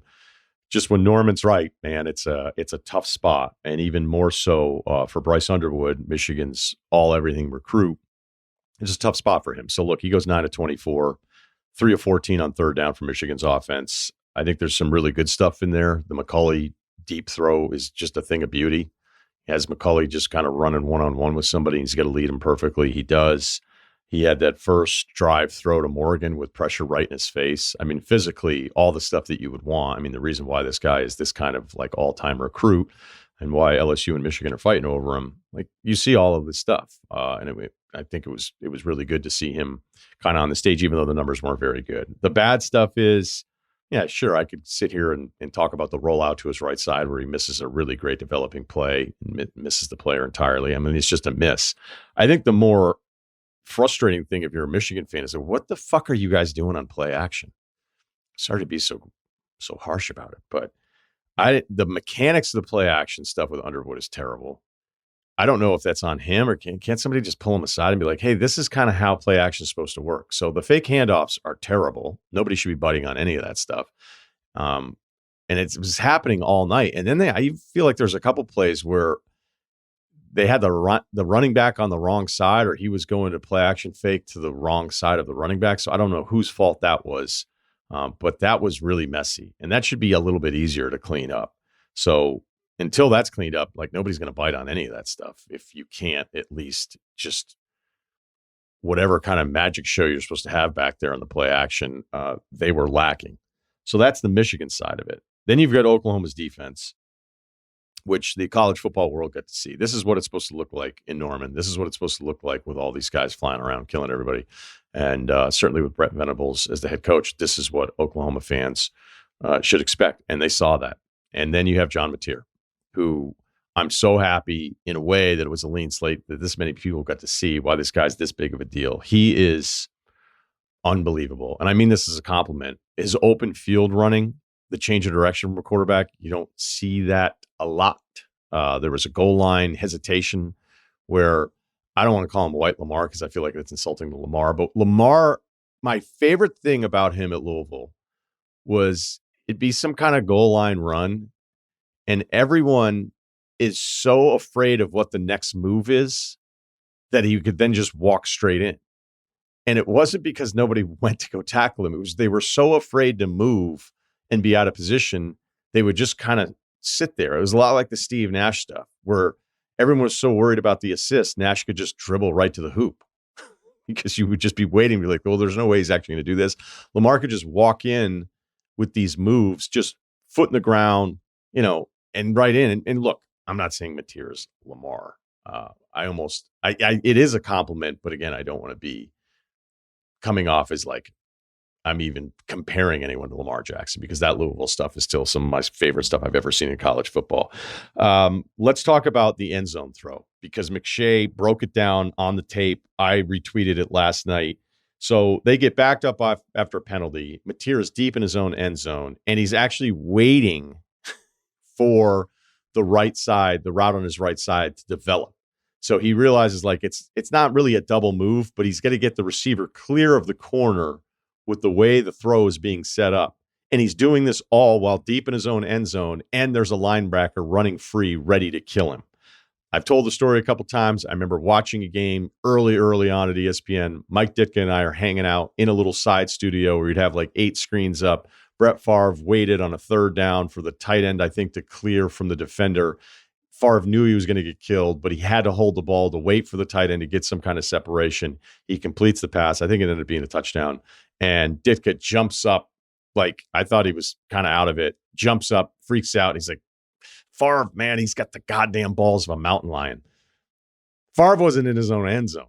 That's the kind of throw that Mateer, like this is the kind of stuff I think the people that really do this, the guys that do the full evaluations of these players, like I like when they're explaining to us, like this isn't just a sick throw. Like think about all of the other circumstances around him to complete this kind of ball. Oklahoma schedule, Have you looked at it? You know what? That'll be homework. You have to look at it. Gets a little rough those last 7 matchups, but a nice night in Norman for a program that is used to that kind of defensive output, and now they have a quarterback to go through it, go with it, and a linebacker now playing tight end who's just out there crushing dudes. I watched Arch Manning's second game against San Jose State. Bit of a zag. If you look at the box scores and you see the 4 touchdowns, what was it, 4 touchdowns in like 5+ minutes? You're going to be like, all right, figure it out. And look, it's a second kind of real start here in 25 after the Ohio State game where he wasn't very good and got crushed because everybody was watching it. I don't think many people were watching this game. I watched the entire first half because I wanted to see how he looked. I didn't think he looked that great. Doesn't mean anything, but I think it's a different experience of watching that first half when they were up 28-0 versus just looking at the box score. So it's not like, hey, this is alarming, but it wasn't like he was super crisp all day long. And maybe, again, I'm holding him to too high of a standard after going like, look, he wasn't good against Ohio State. No big deal. First start at Columbus. Like, did you think it was going to go great? San Jose State, for the first 30 minutes of this game, looked like the most miserable football team I think I saw all of Saturday. Luke Altmaier for Illinois. Terrific against Duke. Like, look, at least I'll always give you credit. Did you schedule a decent Power 4 out of conference? In Duke, there's some expectation with their transfer coming in a quarterback who still looks like he's defaulting to run a little bit more. But on Saturday, Altmaier was on fire. He's been on fire to start the season. 75% completion rate, 6 touchdowns, 0 picks, 10 yards per attempt. Great versus Duke. I think if you allow me to go a little McShillo here, it's not his mobility, it's his movement in the pocket and staying in the pocket, clearing himself of pressure, getting to the throwing lane. And I think with Altmaier and Illinois in the past, like those Penn State games bugged the shit out of me of taking them really serious. I think that win against South Carolina for that program was massive in the bowl game. It was one of the best bowl games. And it was like, a lot of us had a lot of South Carolina momentum, the SEC Big Ten stuff. But that's a really good win from them that they've now carried over into 25. So Altmaier, I don't know what that means other than he's on the radar now. Mississippi State up 17-0 against Arizona State. Down 2017. I'm like, there's no way they're winning this game. Arizona's Levitt's out there just balling. He's got his receiver back. And I'm like, man, this team is just tough mentally. Cowbells. Again, nobody thinks Mississippi State's any good because of what they did last year, but last year's in the past now. Blake looks even better in his second year of Mississippi State. And then you've got Brennan Thompson, who was at Texas, who was at OU, who on his first touchdown hit 22 miles per hour and then breaks free for the game winner. I can't believe Mississippi State up 17-0, getting outscored 20-0, came back and won that football game. Arizona State drops out of the AP ranking. That feels a little harsh. It feels like voters are like, all right, enough of you guys. They're 26th technically because they're first and others receiving votes. And it has a lot to do with Mississippi State and who they were last year, but that was an incredible game. Clemson down 16-0 at home to Troy. Not the way you want to see a team respond after losing a big one against LSU. Goose Crowder at quarterback for Troy. A Troy team that went 4-8 last year. So Clemson did close this one 27-0 and held on for the win.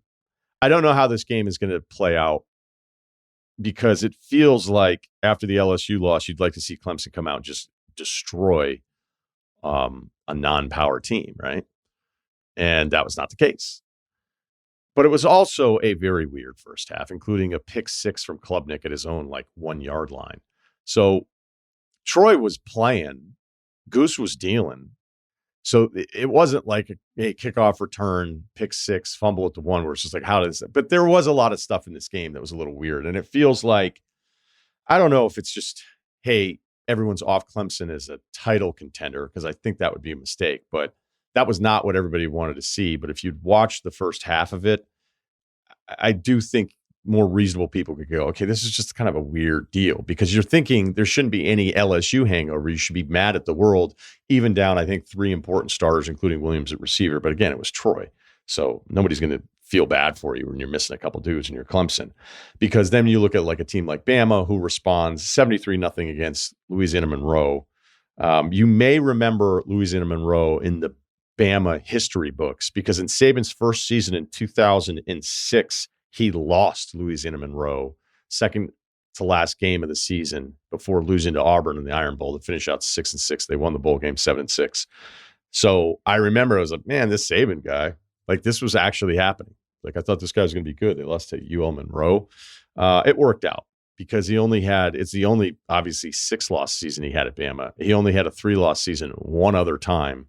And it did work out. So if you look at those other 16 years after the first season in 2007, Saban averaged 1.43 losses per season. I love Saban facts. I can do them all day. USF game-winning kick to walk it off in Gainesville from unranked to 18th in the AP poll. The coaches poll needs more data, apparently. Sometimes we're in favor of that. They had him at 23rd. This was supposed to be the easy game for the Gators, considering their schedule, because now they've got at LSU, at Miami, Texas, at A&M, Mississippi State. Who are they now? They've got Georgia. They finish with at Ole Miss, Tennessee, Florida State. I don't know. They might be still good and not be able to survive it. I know that there was a lot of like, Gainesville. Again, I'm talking about Danny Cannell in particular, posted a video immediately after not talking about any of the Power 4 conferences and how they matched up against each other after they played these first 2 weeks. But what if USF is just good? Golish, that coach, I don't know how long he's going to be there because this is back-to-back weeks where they've looked tough. They've responded. Brown, a quarterback, it feels like he's been there forever. And last thought, Oregon might be horrifying. 3 plays, up 13-0 against Oklahoma State, who also, coincidentally, may be terrible. But another quarterback for Will Stein, who might be the best coordinator in all of college football. It's a really long list. It'd probably be hotly debated. But more comes in. We weren't sure of what it was. Yeah, sure, easy start to the year, but horrifying stuff from the Ducks in Eugene in that game. You want details? Fine. I drive a Ferrari, 355 Cabriolet. What's up? I have a ridiculous house in the South Fork. I have every toy you can possibly imagine. And best of all, kids, I am liquid. So, now you know what's possible. Let me tell you what's required. Life advice. The email address is lifeadvicerr@gmail.com. We're doing Ladies Week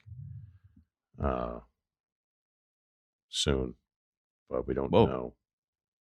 We're trying to get Smallman on to do life advice. We will. We will. She's just so busy. Unsportsmanlike. Every morning on your ESPN radio dial. All right. What do we got? We got emails here. I did want to start with this. Have you guys watched Task It on HBO from our guy Inglesby? No. Creator of Mayor of Easttown? I'll watch it either tonight or tomorrow night. We're having it on Wednesday, so. Yeah. Watch the pilot this week. It's fucking incredible. Really? The pilot was unbelievable. So we'll see where there's big expectations for this show. He's awesome. I think we've talked about this. Into the Furnace is like one of the, I feel like, the most underrated movies of the last. Is that the prequel? Years. What? It's Out of the Furnace. Oh, Out of the Furnace. Sorry. Nice. Underrated. It's been a minute. Great movie. Shout out to Christian Bale. It's a great movie. I don't understand why that movie is not. Should be way bigger. I don't even know the name of it, so apparently. Maybe some trouble with the branding there, but there's a furnace involved. Don't worry. Something's going on with you. I'm just trying to think, like, who are your auto? Like, who's your number one? This guy is in it. I'm giving it a chance. Well, it's probably Tom Hardy for you, right? Hardy's up there. I remember when, and this is going to be so basic of me, but I remember when I had even read the first article about McConaughey working with Nolan on Interstellar, and I was like, space, Christopher Nolan, Matthew McConaughey, like 3 things that if I was making a movie, that's how I would start it, with 3 things. So that was pretty incredible. But as far as just like a dude that I'm in on, yeah, Tom Hardy's pretty up there. Mobland's sick. I'll tell you a guy who's snuck into that for me a little bit, Taron Egerton, that guy who did Blackbird and a bunch of other stuff. I think that guy could be like, if they wanted to go young James Bond, I think there we go. I think that guy's been great in a lot of stuff. Is that Joel's brother? Are they brothers? I don't know. I didn't look. Looking it up right now. Love that guy too, though. Only because I just watched a show with Joel. Dark matter. Yeah, I don't see it. I don't see it on his Wikipedia. I think it's actually no spelled connection. differently too. Ah, there you go. Maybe. It's like a Yeah. Skarsgård situation. He played Elton John, right? He did. That was I an didn't see that interesting one. branding. You didn't No, in the didn't see that. queue. Yeah, so I guess like I said, it's new for me to be like, I'm not going to see everything he's in, but if it flashes on the title screen, I'm like, oh, put that on the list. So typically, Gyllenhaal's in this for me as well, but I actually haven't seen the new Roadhouse movie that he's in. I haven't either, and I don't I know. just wasn't that interested, but maybe I'll get around to it. Yeah, it's a good question. Because then I started thinking, like when I said Q, like, is there somebody still sending in DVDs to Netflix? So I quickly checked. Imagine there's just one guy still at HQ. It's like, Jesus, this guy in Tennessee. The department's been gutted, and I'm like, I'm the only guy left. It's like, do we have this available? Yeah, it's available. They stopped doing it in 2023, September. Nice. So it's only been 2 years, maybe a little bit later than I people still would have, thought that would have gone. Still have a Netflix DVD. It was what was that movie? It was a Tom Hardy movie. It was Hardy and Shia LaBeouf. Remember they were like outlaw guys? What the heck was that movie called? It's pretty good. Still have the DVD. So we don't have a definitive answer then, right? So your go-to, because Hardy might be it for me after Warrior. Oh, great movie. Yep. He was also so great, Peaky Blinders, but Taboo, you were all over it. Taboo was great. Yeah. You wanted to learn more about the trading companies. Mm-hmm. I used to be able to say Will Smith confidently. I can't do that anymore. Oh man, what is just going can't on? do it anymore. I love that it was Will Smith for a while, though. Totally. I love that it was. And so you don't have an answer either, Kyle. I mean, I think I would defer to Hardy. I mean, I always like when I see Leo's going to be in a new movie, I'm like, that's got to be worth it, right? And honestly, this one battle after another looks like it's going to skyrocket him right back to the top of my list, but we'll see. September 26th. Yeah, with PTA. I mean, talk about Talk about a all-time match. combo. Yeah. People are probably expecting me to say Chalamet too. It's not because I haven't seen Wonka. I haven't actually seen the Bob Dylan movie. I'm not that interested in the Bob Dylan movie. I don't really like Bob Dylan. No offense. I mean, I'm sure he's, people like him. I get it. I'm just not that interested. You've always appreciated his abilities as a lyricist. It's We've true. had that True. conversation Yeah. Just, privately, but yeah. Just somebody you were like, I'm hey, on look, record, the lyrics. Yeah, the lyrics hold up. I get it. I get that part of it. If we could bring Morgan in here for a second, because I mean, if he says It's fucking Raiders gear. Let's get it over with. It's a big win, dude. Just get it over with. It was. Yeah. I That's don't even actually making know. me I think I'm Ralph more into Fiennes? like a director than I am like an actor. That's gonna like get my seat in the Okay. theater. Who's the director then? You a Paul Thomas Anderson guy then? I don't know. Like I'm a big like Mike Flanagan fan. Oh, me too. If you know That's a him, great like call. Dr. Sleep. Yeah. Yeah. Look that Haunting up, of I Hill guess. House. He's Yeah. great. Love him. Midnight Mass. Yeah. A lot of Yep. good stuff. Yep. Yep. So he's like a Morgan. spooky guy. A little spooky. That's All a right. great answer from Morgan. I'm going to be honest. That's He's incredible. great contribution. I see him attached to any project. I'm like, oh, I'm gonna see that. I agree. I think it's Hardy for me. Okay. I just want to get that. On Because record. after I don't know if I could put Inglesby for writer maybe right now. TV show. Well, if Ingleby's making a show, there's no chance you're not watching that. So it's Yeah, right. I think that's totally fair to say it's a writer or director. It's also Rafe Fiennes. I don't know if you guys knew that. What? Yeah. Hmm. Huh. I knew there was something weird. And I looked it up again. But I guess I was just desperate for Wargon to give us a crazy answer. And, sometimes he delivers in a way I'm not expecting him to. It's like UPS on Sunday or something. I You're just wish. like, God. I'm seeing that new Austin Butler movie tomorrow night, though. I'll report back. Yeah. That's on my list too. Yeah. Me too. Okay, yeah, Not full stealing. review. Love to hear it. Okay, let's get to some questions. Gym etiquette. All right, no problem. 6 foot, 190, 50 years old, bald, bench 205, squat 300, personal record marathon 353. Wargon. That's quick for a full. Really quick. Yeah, couple ultras. So this guy's not kidding around. No pickup comps. Been decades, but for the record, I once beat Steve Nash at bump in grade 8 basketball camp. He's done okay since then, so I don't feel too bad about peaking early. Oh, he lives in Victoria, BC. Shout out to Island Reels. And I appreciate the recent shout outs to Western Canada. Also agree with you about Vancouver being overrated. but I only say that in hushed tones around here. Otherwise, I'd get some elbows up treatment from the locals. Yeah, it's a beautiful city. I didn't spend a ton of time there, so I'm not saying like I'm a Vancouver expert. I don't know. I think I built it up too much in my head. But I guess I just still can't get over the HJ options right next to like the pharmacy and a North Face. It's like, wow, this is what are the words you're saying right now? The HJ options? What are these words? Were you not around for this? Yeah. Yeah. You're just gonna have to it's let what you that think one it is. simmer. Okay. Just worry about the kids. High jump? All right. So you don't like Amsterdam? For that same reason? I was so young, I was like afraid when I was there. I was 17 and some of the guys were not afraid at all. But they were not in seek of any of that. They just as much hash as they could eat. Oh, okay.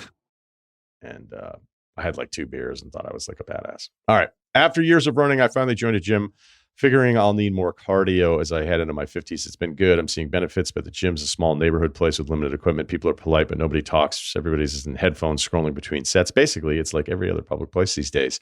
Here's my question. What's reasonable when it comes to using multiple pieces of equipment at once? I try not to hog things, stick to 1 or 2 dumbbells, maybe a bench, but some folks seem to treat the place like their personal garage gym. I've seen people spread across 6 or 7 pieces, rowing machine dumbbells, 6 or 7? Rowing machine dumbbells, Bosu ball, kettlebells, the works. Last week, I watched someone monopolize 6 pairs of kettlebells. 6. That's 12 total.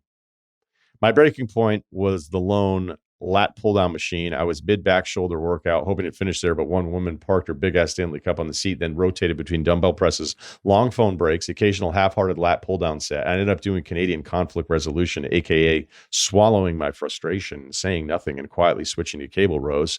So what's the deal? Is there an unspoken every lifter for themselves rule I've missed? Should I be calling dibs on everything I need when I walk in, or is there actually baseline etiquette here that I'm right to expect? Appreciate your help on this one. Cheers to Kyle. Ceruti, Oregon.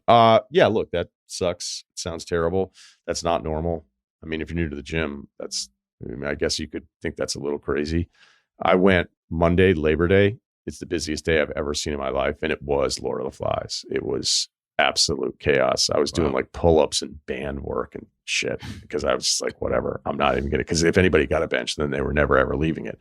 So yeah, look, it's about you pivoting at 50 years old and letting people know a little bit, because somebody to jump your set mid-set, and I usually set a timer in between every single set. If somebody jumps me in something, I'll be like, hey, I was gone 40 seconds. It's like, no, you weren't. You were gone 5 minutes. I've done it like once or twice. I just hold up the phone and be like that right there.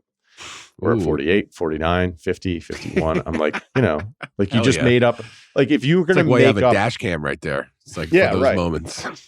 I don't love the move, but if you're going to be bold enough to tell me I've been gone for 5 minutes, then I'm going to fuck with you right back. So, these people that do this, they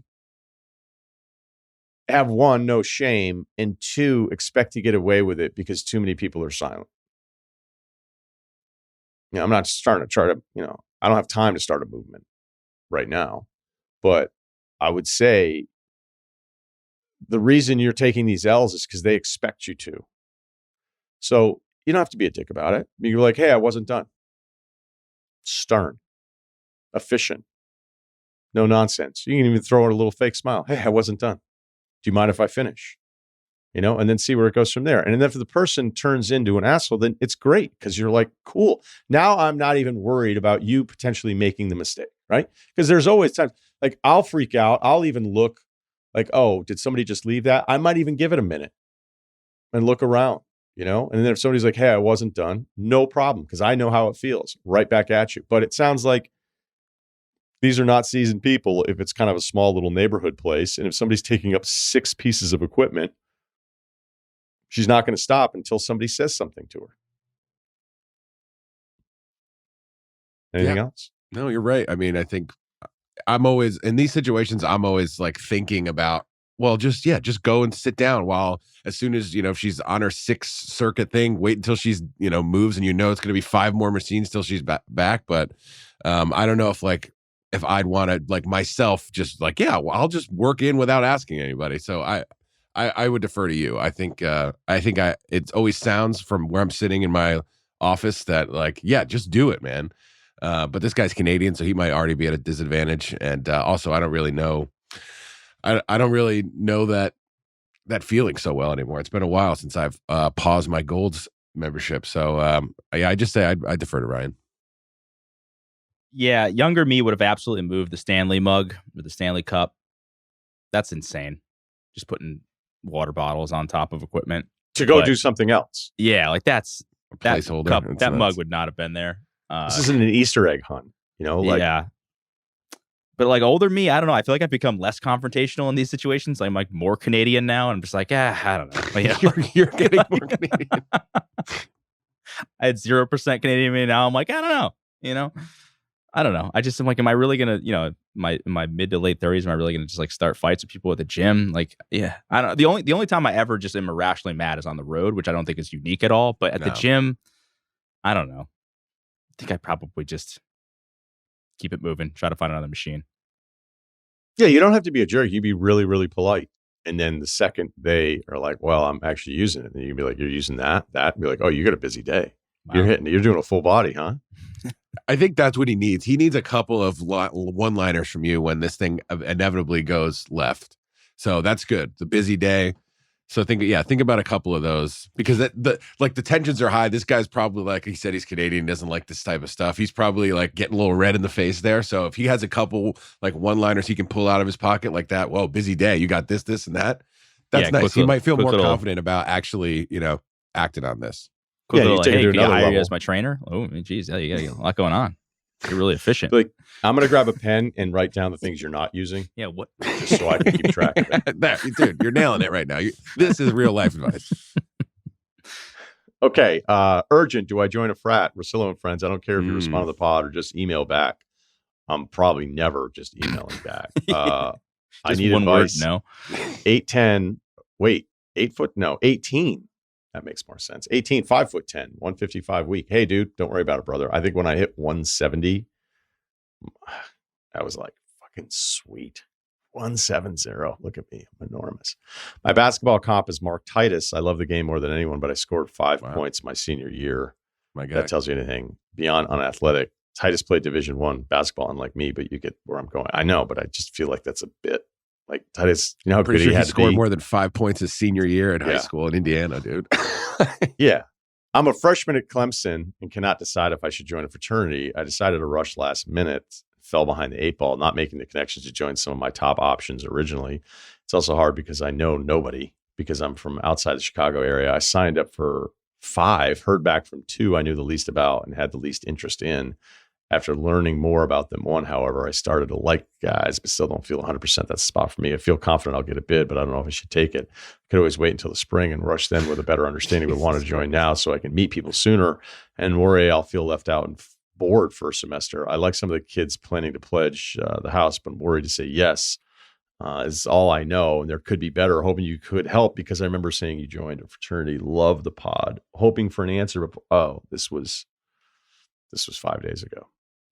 So this kid may have joined the wrong one. I thought he was going to be like, should I join a fraternity? It sounds like that's the only thing he cares about is joining a. I was going to say like, what are the, what would be the objections or pros, cons to actually doing that? It sounds like he can't think about doing anything else. He just wants to join the best one. So I guess I wasn't a part of it. So I'll lay out. Is there like a transfer portal for fraternities too? Like if you join one, like, do you ever get to move? Like, if you don't like it, how does that? I don't know because I went to school in the Northeast. Like we don't really do frats. There's just a transfer fee. You just pay the other house. Like, could he go to this? Get this roof fixed. Need to let go. Could he join one now, and then all of a sudden his stock goes up, and it's great, and all these other frats are like kind of interested in him. I don't know if that's like taboo. I don't think it works like that at all, dude. I really don't think so. It's like I'm sure it's right? happened. Don't you gotta get jumped out? It feels almost unheard of. Like, will there be someone?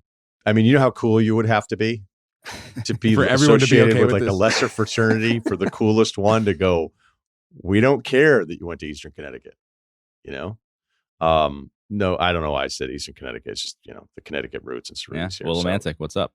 Anybody that's gone there. Yeah, Willimantic's. Has it overtaken Hartford as New England's rising star? I don't know.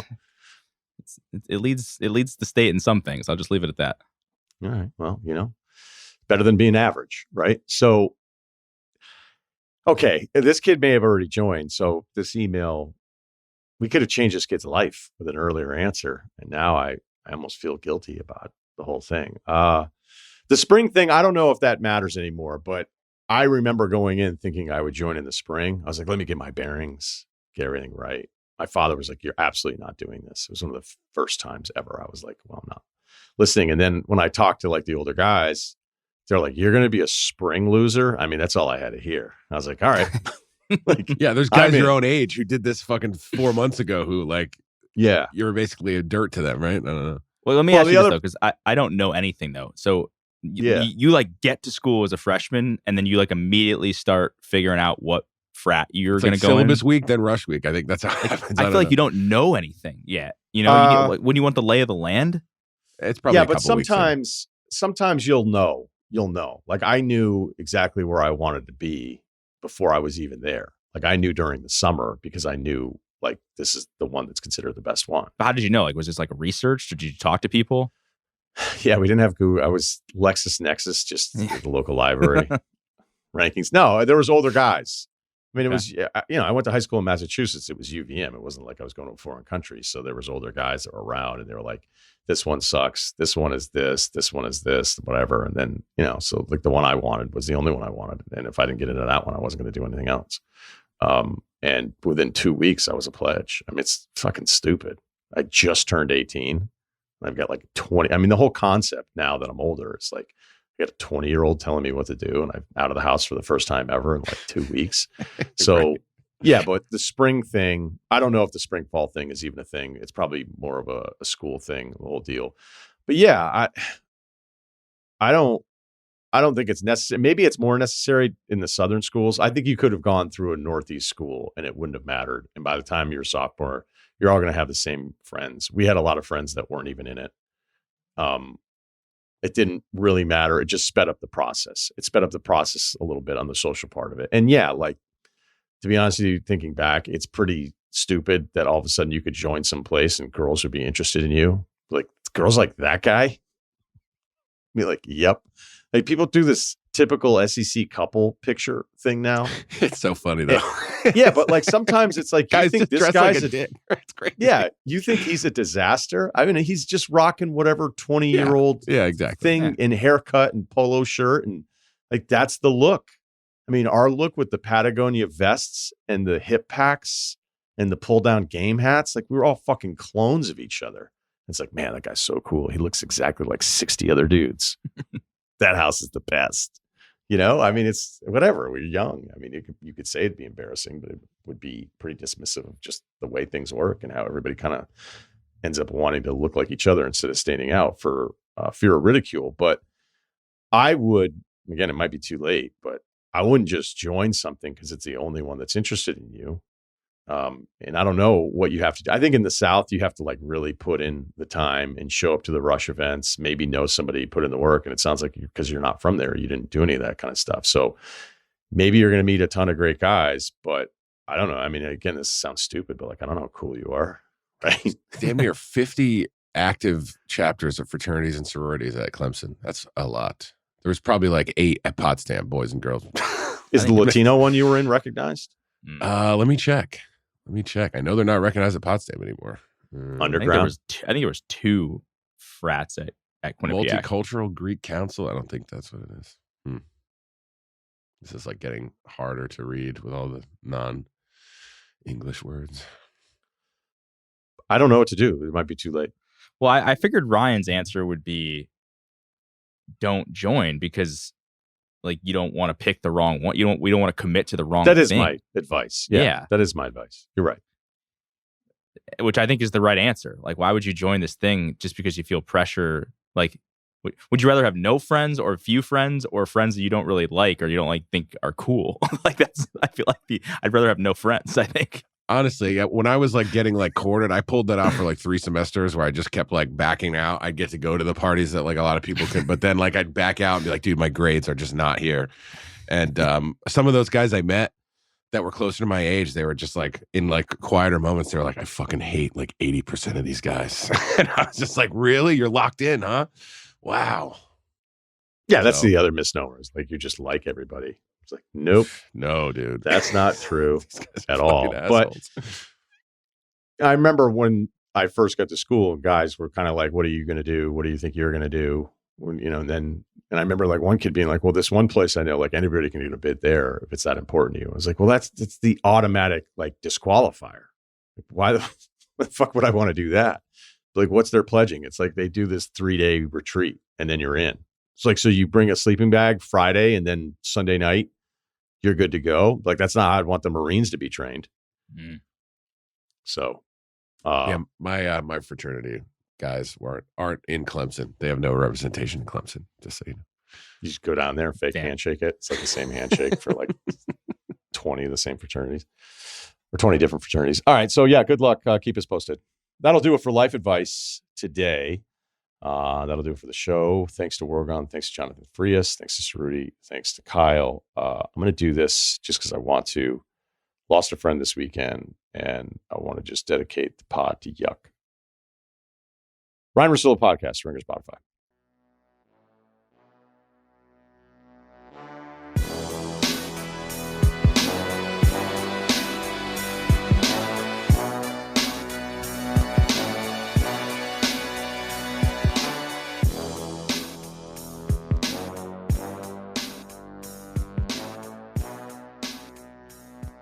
Must be 21 and older and present in select states. For Kansas, in affiliation with Kansas Star Casino, or 18 plus and present in D.C., Kentucky, or Wyoming. Gambling problem? Call 1-800-GAMBLER or visit rg-help.com. Call 1-888-789-7777 or visit ccpg.org/chat in Connecticut or visit mdgamblinghelp.org in Maryland. Hope is there. Visit gamblinghelplinema.org or call 800-327-5050 for 24/7 support in Massachusetts, or call 1-877-8-HOPE-NY or text HOPE-NY in New York.